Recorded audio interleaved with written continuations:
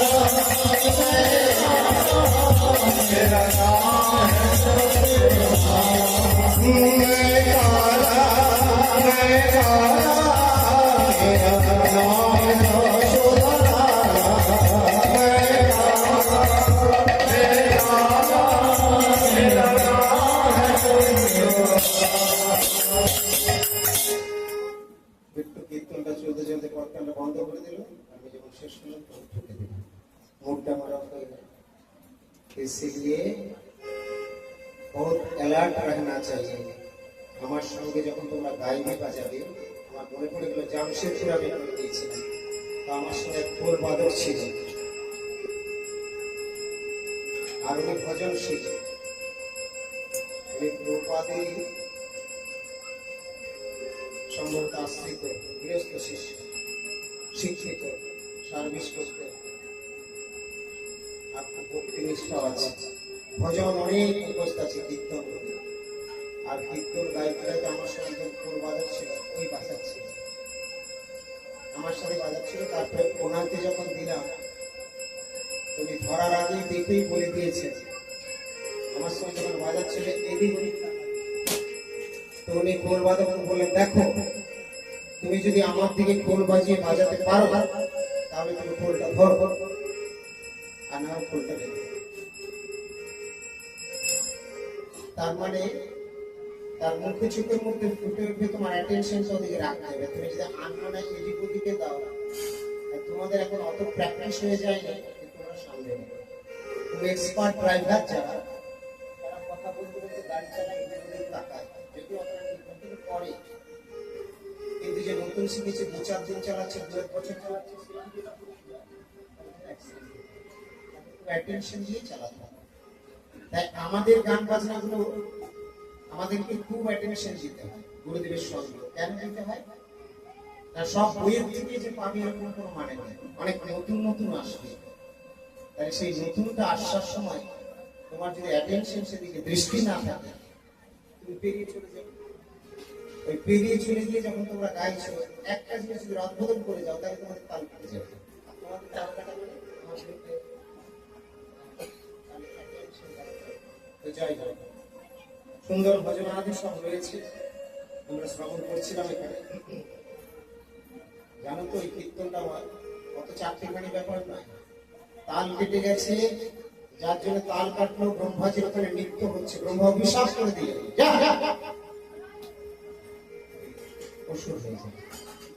এরকম এত সোজা ব্যাপার নয় জিনিস। কেন হয়? আচ্ছা, দুটো কেউ যদি কথাই বললো, পাঠ করতে করতে পাঠক মহাশয়রা এত রেগে যাবে কেন? আমি আমার গুরুদেবের রাগ দেখেছি, প্রথমে রাগেন না, কিছুক্ষণ টাইম দেন, তারপরে যখন call call call call call call করে হাসির মতো করে না, এই বক বক বক করে তখন গুরুদেব গা গা মাইক মেশিন সব কাঁপতে শুরু করে। কেন রাগে, কেন রেগে যান? আসলে তাদের হৃদয়টা এত লড়ে যায় যে ভগবানের জন্য আমরা পিতামাতা ভাই বোন ঘর সংসার বলে আমার কাছে কিছু নেই, যে ভগবান সেই ভগবান কথা রূপে তার অবতরণ হচ্ছে, আর তোমাদের চাঞ্চল্য যাচ্ছে না, তোমাদের এদিক ওদিকে মন যাচ্ছে না, তাহলে কি তোমরা ভাগ ভাগ কথা শুনছো? এই বলে নিজেকে আবার চেক করে নেন। কি ভেবে? ঠিক আছে, এদিকে তোকে তৈরি করতে হবে, কিন্তু ক্রোধ চলে আসে, সাধুর ক্রোধ আসে। অনেকেই প্রশ্ন করবে, আজকাল ইউটিউব ভিডিও হয়েছে, অনেকেই বলেন জানার প্রশ্ন আছে, সাধুদের এত রাগ কেন হবে? সাধুর যদি রাগ না হয় তাহলে লঙ্কাই পুরতো না। সবচেয়ে বড় সাধু হচ্ছেন হনুমানজি, বজরংবলী কি জয়, শ্রীরাম ভক্ত হনুমানজি কি বলে, শ্রীরাম আমার আরাধ্য শ্রীরামজি, জগৎ মাতা সীতা দেবী। আরে রাবণের রাবণ স্পর্ধা, সে আমার জগৎ মাতা সীতা দেবীকে স্পর্শ করে, সীতাকে নিয়ে যাবে, আমি লঙ্কা বলে রাখবো না, পুড়িয়ে ছাই করে দেবো। হনুমানজির লীলা কথা আপনারা জানেন। যারা যারা নিজেদেরকে বড় বড় বৈষ্ণব মনে করেন, যেখানে গুরু বৈষ্ণবের মন্দিরে কোনো দ্রোহ হয়, নিজেরা শান্ত থাকেন, না না আমাদের শান্ত হতে হবে, আজকের কথাটা শুনে তারা বিচারটা আনবে যে আপনি এতদিন পর্যন্ত বৈষ্ণব বা সেবক বা ভক্ত হননি, তাই আপনার ক্রোধ আসেনি। আপনার পিতা মাতা ভাই বন্ধু ভগ্নীকে যদি কেউ কোনো কোনো কথা বলে, আপনার ক্রোধের উৎপত্তি হয়। ছেলে ছেলেকে কিছু বললে আপনি মারতে উদ্যত হন, ক্রোধ হয়। ভগবানের নিয়ে গুরু বৈষ্ণবের নিয়ে বলছে, আপনি তখন শান্ত, না না তো রাখলে তো চলবে না। তার কারণ হচ্ছে আপনার হরিগুরু বৈষ্ণবের প্রীতি হয়নি। হনুমানজির প্রীতি ছিল শ্রী রামচন্দ্রের সীতা দেবীতে, তাই বলছেন আমি লঙ্কা পুড়িয়ে ছাই করে দেবো, বলে দিয়েছিল। এই হলো ভক্ত। মহাপ্রভুর ক্রোধ ছিল না? মহাপ্রভু দৈবের মূর্ত বিগ্রহ, অনেক দৈব দেখিয়েছেন, নিত্য আনন্দ প্রভু মার খেয়ে প্রেম দিয়েছেন, কপালে দরদর করে রক্ত ঝরছে, কিন্তু মহাপ্রভু শিক্ষা দিয়েছিলেন শুধু সব জায়গাতে সহ্যপূর্ণ, কোথাও কোথাও প্রোটেস্ট প্রতিবাদ করতে হবে। চলো মশাল হাতে নিয়ে চলো। জানলে মহাপ্রভু মশাল হাতে নিয়ে অত বড় আন্দোলন সেখানে, আজকালকার মানুষের চর্চায় গিয়ে কি বুঝবে? কুলগুরুর চেয়ে একটু বেটার, সদ্গুরুর কাছে যাবো, মালাটা নিয়ে আসবো আর একাদশীটা করবো, ওই কুলগুরুর মতোই করা হলো সদ্গুরুতে, বিশেষ কিছু ডিফারেন্স আছে। কুলগুরুতে আর সদ্গুরুতে বিশেষ কিছু ডিফারেন্স তোমার আচরণের উপরে হয়নি। দেব দেবীর কাছে মানুষ ধন চায়, ঐশ্বর্য চায়, মান চায়, গোবিন্দের কাছে গিয়েও চাচ্ছে, তাহলে গোবিন্দকেও দেব দেবী বানানোই হলো। সেরকম কুলগুরু আর সদ্গুরু। কুলগুরু বলবেন ঠিক আছে দিতে পারবো না, না পারবো, হ্যাঁ করবে। আর সদ্গুরু কি বলবে? বলবেন আমি কি বলবো, আমার প্রভু যা বলেছেন। প্রভু মানে কি বলেছেন? ন ধনমন জনমন সুন্দরী কবিতা জগদীশ কাময় মম জন্মনি জন্মনীশ্বরে ভবতার ভক্তি অভূত। আমি ধন চাই না, আমি জন চাই না, আমি জন্মে জন্মে ভগবত ভক্তি যেন তোমার শ্রীপাদ পদ্মে আমার চলা ভক্তি হয়। আমরা যে সংসারে এসেছি তার জন্য আমাদেরকে কি প্রার্থনা করতে হবে? হে প্রভু, এই বিষয়গুলি তো আমাদের জন্মে জন্ম দিয়েছে, আজকের জন্মে নয়। কুকুরের সময় কুকুরানি ছিল, টিকটিকির সময় টিকটিকানি, গিরগিটানি, সব কিছু হয়ে গেছে। জোড়া জোড়া বহুত জন্ম হয়ে গেছে, এবারে তো ছাড়ো। বলেন কি করে ছাড়বো? আগেকার দিনে ছিল ব্রহ্মচর্য, গারহস্থ, বানপ্রস্থ, সন্ন্যাস। ব্রহ্মচারী অবস্থায় গুরুকুলে গিয়ে গুরুকুলে শিক্ষা নিতেন। জীবন কেরিয়ার বুনিয়াদ ভিত্তি তার তৈরি হতো। তারপরে স্থির করতো আমি সংসারের দিকে যাব, সংসারের দিকে গোবিন্দের ভজনা করবো না সংসার ছেড়ে। এই ব্রহ্মচারী কোর্স করার পর তার ডিসিশন।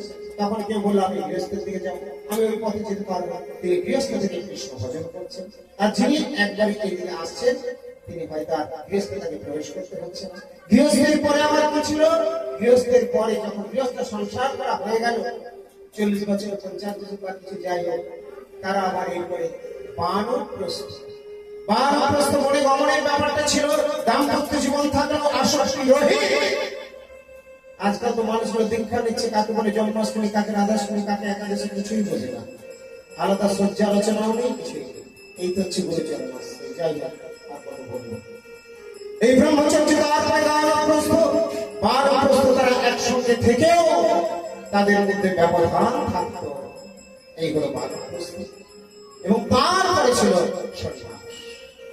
এখন কলিকালে আমাদের এখানে পরে একবারই প্রথম জীবনেই ঠিক করে নেওয়া হয়, যখন বিক্রি করবে যদি সন্ন্যাসী যাবে বা গারস্থ পরে কিন্তু সন্ন্যাস করেন। মূল হলো আমাদের এই জগতে থাকতে থাকতে আমাদের জগতের আসক্তি ছাড়তে হবে। তাই জগতের আসক্তি, পিতা মাতা ভাই বন্ধু নিয়ে আছো থাকো, কিন্তু আসক্ত শূন্য হয়ে গোবিন্দ পাদ প্রীতি বিশিষ্ট হয়ে সেবায় তুমি প্রীতি থাকো। গৃহস্থ গুরু পাদ করবো বলেন, গৃহস্থ হলে তার বুঝে যায়, উৎসাহ দেওয়ার জন্য, বল বুদ্ধি দেওয়ার জন্য বলে। কিন্তু বর্তমান দিনে কি অবস্থা হয়ে যাচ্ছে? গৃহস্থ হয়ে চিন্তা করছে না যে কিরকম ভাবে শ্রীবাস পণ্ডিত গৃহস্থ ছিলেন, কিভাবে তারা সংসার ধর্ম পালন করেছেন, কেমন ভাবে পবিত্রতার সঙ্গে আমাদের জীবন সময় অতিবাহিত করা উচিত। চিন্তা করছে না। কেন করছে না? বলে প্রাবল্যে সাধু সঙ্গে তাদের কম হচ্ছে, এই জন্য তারা ঠিক মতো ভক্তি পথে এগোচ্ছে না। মহাপ্রভুর সাধু সঙ্গে সর্বশাস্ত্রী কয় লবমাত্র সাধু সঙ্গে সর্বশক্তি। সাধুর অনেক ক্ষমতা। শ্রী গুরুপাদ এই জগতের মানুষ নন, অতি মূর্ত মহাপুরুষ তিনি, ভগবত অভয় প্রকাশ বিক্রম তিনি। তার কাছে কোনো মানুষের মধুপাল মধুমর্ষণ হয়েছে, রামমর্ষণ হয়েছে, প্রেমময়ী রাধারানী হয়েছে, অন্যান্য কি দিব্য মধু।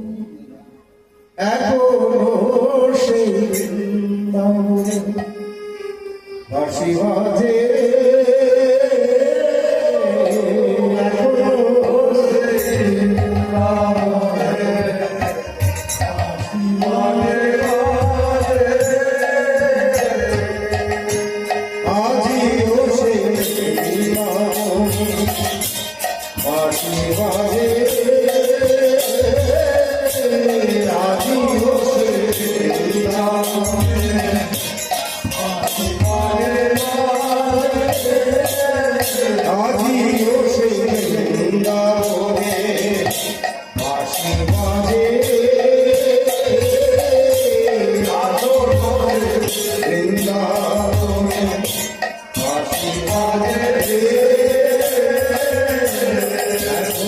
Shri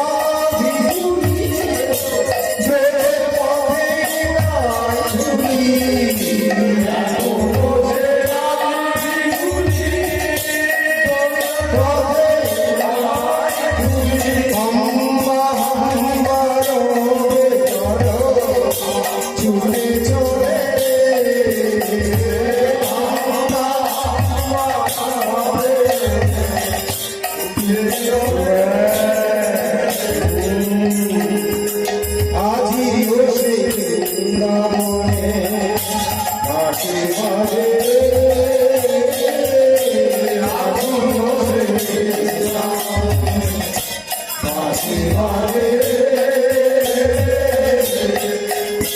ওই বাঁশি সুরে রাধারানী মাধুরীকে বাঁশি সুরে রাধারানী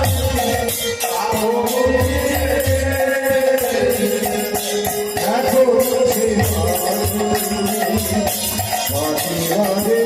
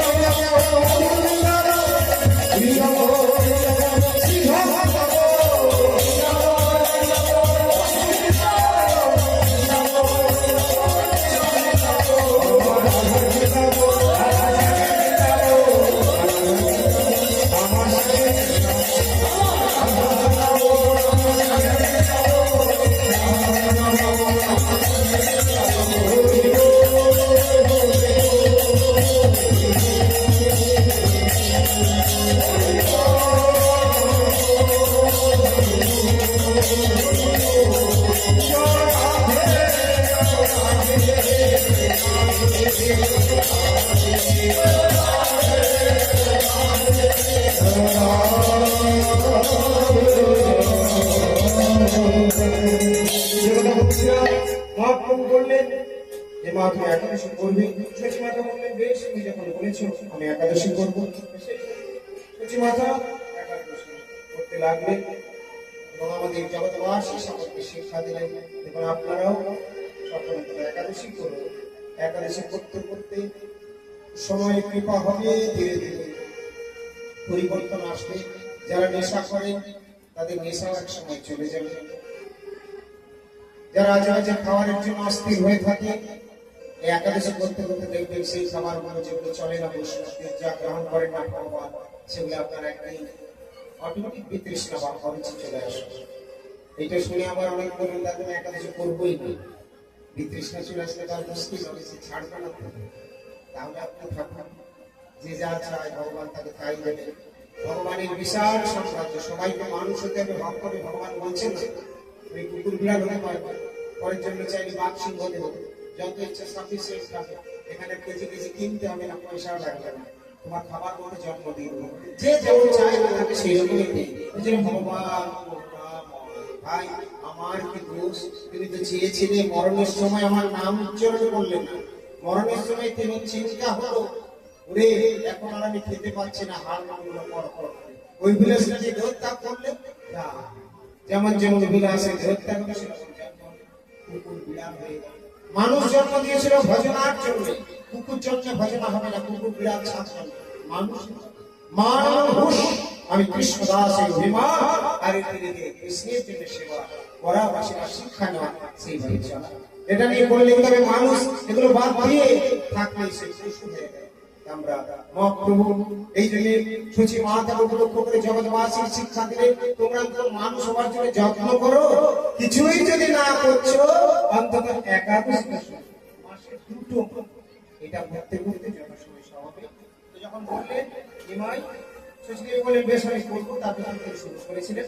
এবং তবে মিশ্র বিশ্বরূপের দেখিয়া যুব কন্যা চাহি বিবাহ দিতে কইল। এবং তখন এই কথার পরে এরপরে মিশ্র তারপরে বিশ্বরূপকে দেখছেন, অর্থাৎ বিবাহের বড় ভাই দাদা।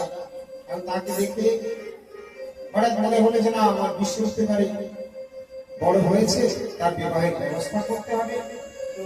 বিশ্বরূপ শুনি ঘর ছাড়ি পলাইল, সন্ন্যাস করিয়া তীর্থ করিবারে। বিশ্বরূপ যখনই শুনল যে আমার বিবাহের কথায় আলোচনা করছে পিতা মাতা, তখন ঘর সংসার ছেড়ে বিশ্ব কোথায় চলে? সন্ন্যাস গ্রহণ করবে।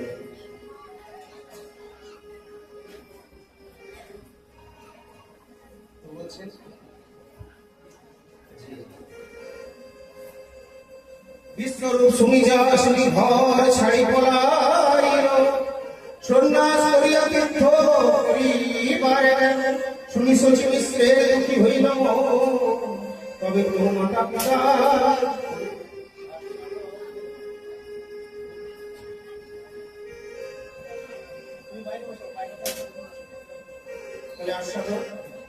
বলছেন যে ঠিক আছে। শুনি শচী মিশ্রের দুঃখ হলো, কেন দুঃখ হলো? বিশ্বের সন্ন্যাস বেরিয়ে চলে গেল, তাই দুঃখ হয়েছে। এই দুঃখটা দেখে এরপরে নিমাই কি বলছে?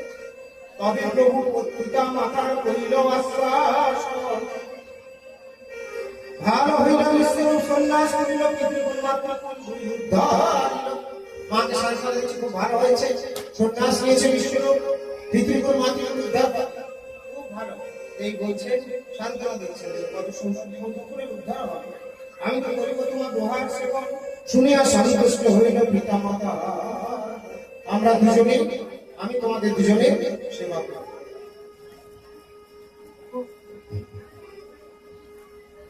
তো বলছেন শুনিয়া সন্তুষ্ট হইল পিতা মাতা।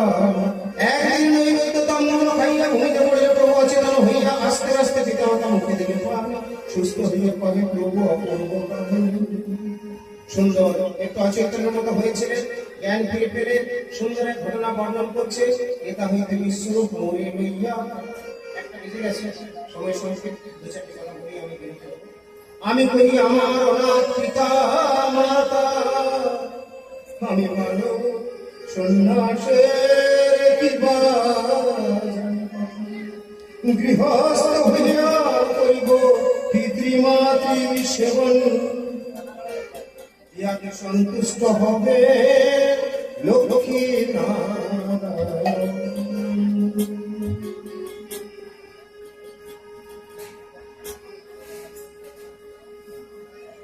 তাহলে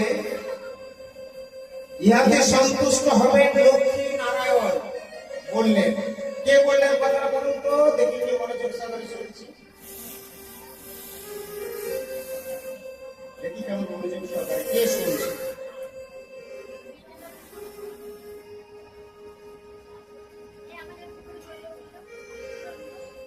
শুনিয়া সন্তুষ্ট হইল পিতা মাতার মন, একদিন নৈবেদ্য তাম্বুর খাইয়া ভূমিতে পড়িল প্রভু অচেতন হইয়া।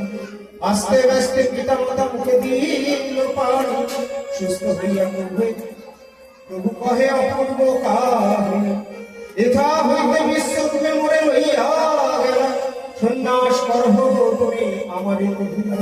আমি কই আমার অনাথ পিতা মাতা, আমি বালক সন্ন্যাসের কি বা জানি কথা।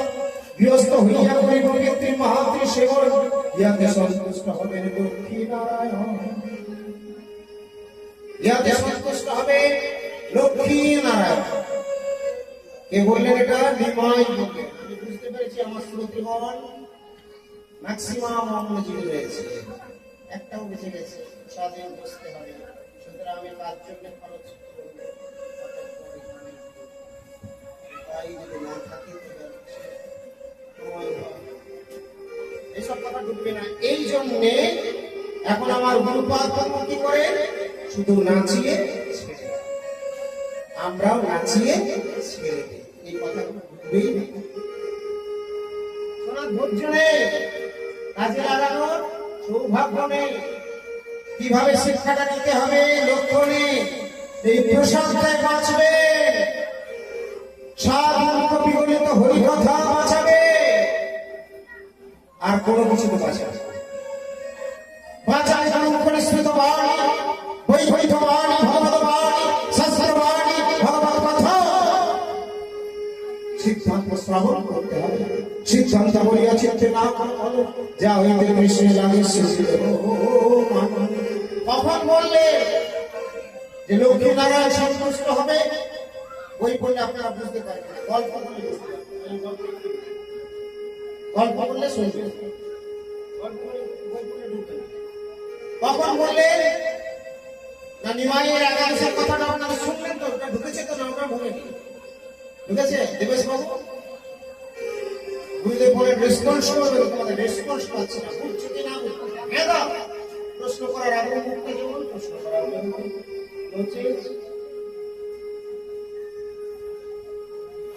ফেলুবাবুকে জিজ্ঞেস করছেন ক্যাসেট আছে, ফেলুবাবু বুঝতে পারলেন? শুনতে পারলেন? পয়সা আমি পারবো বলছেন, বলবেন একটা রেসপন্স করবেন, বলো বুঝেছে। শুনতে পাইনি, শুনতে পারেন। আর তোমাদের কান থাকতে তোমরা শুনতে পারবে, সবাই তার নাম শুনতে পাচ্ছে না কেন? চোখের সামনে হাতি বেরিয়ে গেলে জিজ্ঞেস করাচ্ছে, একটা হাতি বেরিয়ে গেলে দেখলে বলে না তো বেরোয়নি তো। অনেকগুলো লোক বলছে হ্যাঁ এই মাত্র বেরিয়ে গেল, বলে আমি দেখিনি। কিন্তু তাকিয়েছিল তো, বলো হ্যাঁ গল্প আছে তাকিয়েছিল, দেখাই না। আপনাদের মধ্যে সেরকম অবস্থায় রয়েছে, যেরকম তুমি আসতে বলেছেন এসেছি, মহারাজ আসতে বলেছেন এসেছি, তখন এরপর আমি ফিরে যাব। আমার দোকান আছে, কেউ বলছে আমার চাষে খাওয়া আছে, পুত্র কন্যা আছে, ঘর বাড়িছে, আমার তো আর কিছু নয়, আমি সন্ন্যাস নিয়েছি ভাই। আমি থেকে গেলে থেকেই যাব, তোমরা সবাই চলে যাবে, আমি থেকেই যাব। আমি কৃষ্ণ নামই গাইব, আমি হরি নামই গাইব, তোমরা সবাই চলে যাবে, কৃষ্ণ নামই গাইব, আমি হরি নামই গাইব। হরে কৃষ্ণ কৃষ্ণ কৃষ্ণ হরে হরে, হরে রাম হরে রাম, রাম রাম হরে হরে, হরে কৃষ্ণ কৃষ্ণ হরে হরে, মহাপ্রভু হরে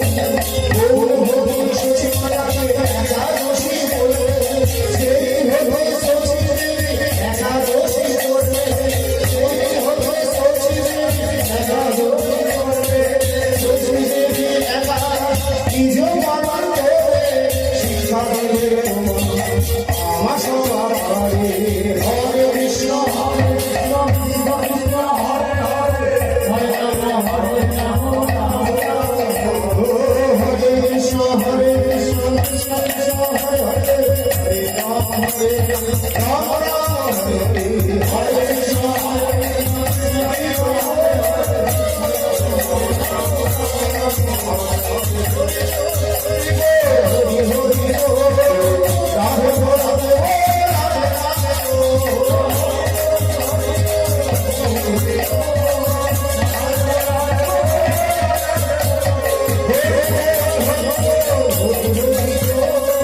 রাধে রাধে রাধে রাধে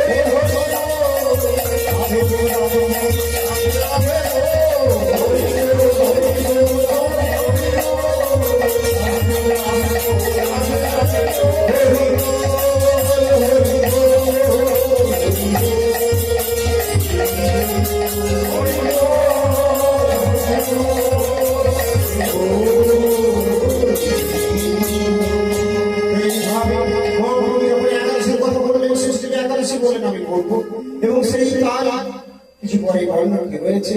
বিশ্বরূপকে দেখে চিন্তা করলেন জগন্নাথ মিশ্র, এবার বিশ্বরূপের বিবাহ দিতে হবে।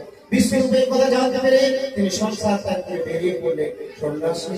এদিকে নিমাই তারপরে দেখছে স্বপ্নে দাদা আমাকে ডেকেছে, দাদা ডেকে আবার বলছেন যে তাহলে তুমিও তোমাকেও সন্ন্যাস নিতে হবে। নিমাই সেই কথা বলছেন যে শোনো তোমাদের কাছে একটা কথা বলবো। কি না দাদা আমাকে এই কথা বলছিল, কিন্তু আমি বললাম আমি সন্ন্যাস নিলে কি করে হবে, আমি গৃহে থাকবো, আমি আমার মা বাবাকে দেখবো। এই কথাটা শুনে সচি জগন্নাথ খুব খুশি হয়ে গেলেন। তাই নিমাই বলছেন আমি বললাম সন্ন্যাস না নিয়ে আমি যদি গৃহে থাকি পিতামাতার সেবা করি তাহলে লক্ষ্মী নারায়ণ আমার প্রতি প্রসন্ন হবে। কে বলছে? চৈতন্য মহাপ্রভু, যিনি নিজেই স্বয়ং লক্ষ্মী নারায়ণ। পিতামাতাকে একটা সাময়িক সান্ত্বনা দিচ্ছেন, এটাই নয় তিনি পরে সন্ন্যাস নেবেন। কিন্তু এখন যেহেতু বিশ্বরূপ চলে গেছে তাই বলছে বুঝলে মা আমি কি বললাম জানো তো, আমি বললাম যে না আমি এখন সন্ন্যাস নেব না, আমি এখন পিতামাতার সেবা করবো, তাতে ভগবান আমার প্রতি প্রসন্ন হবে। পিতামাতা বলছে খুব ভালো বলেছো তুমি। এই তো পরের ঘটনা আছে, পরে নিমাইয়ের সম্বন্ধে জানতে পারছে যে আমার নিমাই আর থাকবে না। নিমাইকে একটা সচিবজি বলছে নিমাই তুই তো আমার কাছে কথা নিয়েছিস, আজকে তুই আমার একটা কথা রাখবি। কি মা? কোন কথা বলো তুমি, তোমার আমি কথা রাখি না। না রে না নিমাই তা নয়, আসলে সবাই যা বলছে জানিস তো আমি কিরকম যেন আমার মনে হচ্ছে। তুই তো আমার কথা শুনিস, তুই তো আমার সব কথা মানিস, তোর প্রতি আমার কোনো অবিশ্বাস নেই, কিন্তু শুধু তবুও মনে হচ্ছে সত্যি কি সেরকমই তো আমার ঘটবে না। যেমন বিশ্বরূপ চলে গেল কি জানি এরকমই মনে হচ্ছে। নয় সবাই তাই বলাবলি করছে নিমাই তুই আমাকে কথা দিত, তুই কোনোদিন আমায় ছেড়ে যাবি না, সন্ন্যাস নিবি না, আমাকে ছেড়ে যাবি না তো নিমাই, কথা দে কথা দে নিমাই। নিমাই মাকে কথা দিয়েছে। মা কথাটা এখন বৃষ্টি সুন্দর ভাই বর্ণনা করতে গেলে অনেক দেরি হয়ে যাবে, আর আমি বর্ণনা করবো না। কথা দিয়েছিলেন আমি তোমায় ছেড়ে যাবো, কিন্তু পরে যে সন্ন্যাস নিয়েছিলেন সত্যি সত্যি নিমাই তার মাকেও ছেড়ে যাননি, আমার মাকে ছেড়ে সন্ন্যাস নিয়েছিলেন। এটা উনি ভগবান বলে ওনার সম্ভব। মহাপ্রভু শুধু মহাপ্রভু হচ্ছেন তিনি কৃষ্ণই, তিনি হচ্ছেন যশোদার রাধা ভক্ত, তিনি রাধা, তিনি কৃষ্ণচন্দ্র নন্দ যশোদার বৃন্দাবন চন্দ্র। তাই কৃষ্ণ লীলাতে তিনি যখন বৃন্দাবন ছেড়ে যখন চলে গিয়েছিলেন তখন তিনি দেখিয়েছেন আমি বৃন্দাবন ছেড়ে যাইনি। মা যশোমতীর কাছে প্রায় প্রকটিত হয়ে যেতেন এবং বৃন্দাবনে গোপীদের কাছে লীলা প্রকাশ করতেন। ঠিক সেই রকম শ্রী চৈতন্য মহাপ্রভু বাহ্যিক ভাবে লোকচক্ষুতে সন্ন্যাস গ্রহণ করে চলে গেলেও প্রায় দেখতেন যে আমার নিমাই কিন্তু আমার কাছে এসেছে।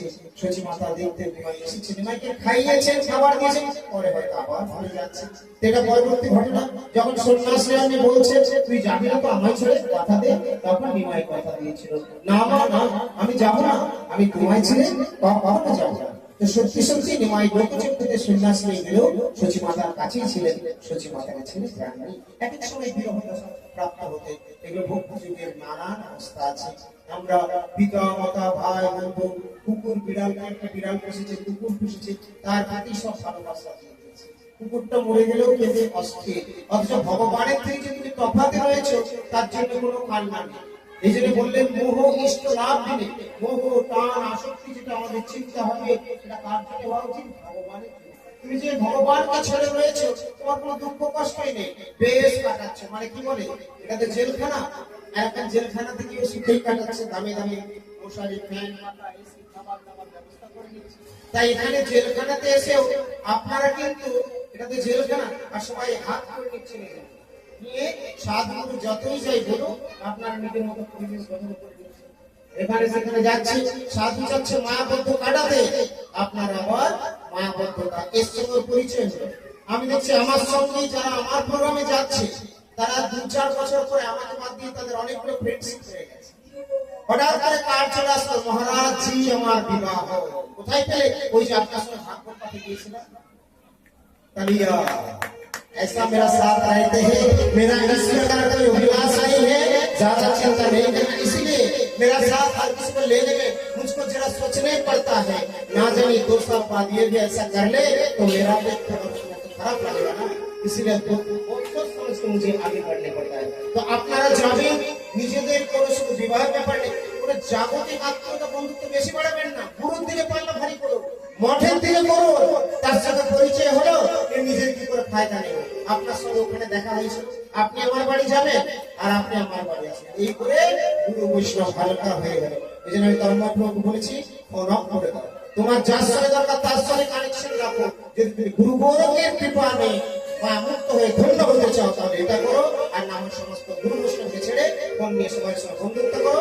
এত জন্ম দিয়েছে আবার মা থেকে যদি উদ্ধার হতে চাও সাধু সঙ্গ করো, সাধু সঙ্গে হরি ভজন করলে সংসারে থাকলেও তুমি যদি সাধু শাসন ও শিক্ষা নাও তুমি মায়া মুক্ত হবে। তুমি যদি কথা না শোনো মায়াতে জড়িয়ে পড়বে, তোমাকে আর কেউ বাঁচাতে আসবে না। আমরা আজকে ইষ্টদেবের গৌরাঙ্গের কথা, রাধা গোবিন্দের কথা, বনমালীর কথা শ্রবণ করলাম। সময় অতিক্রান্ত এখানে আরতি হবে, তাই এখানে নাম কীর্তন করতে আমরা বিরতি পাঁচ সমাপ্তি দিয়েছি। গোবিন্দ জয় জয় গোপাল জয়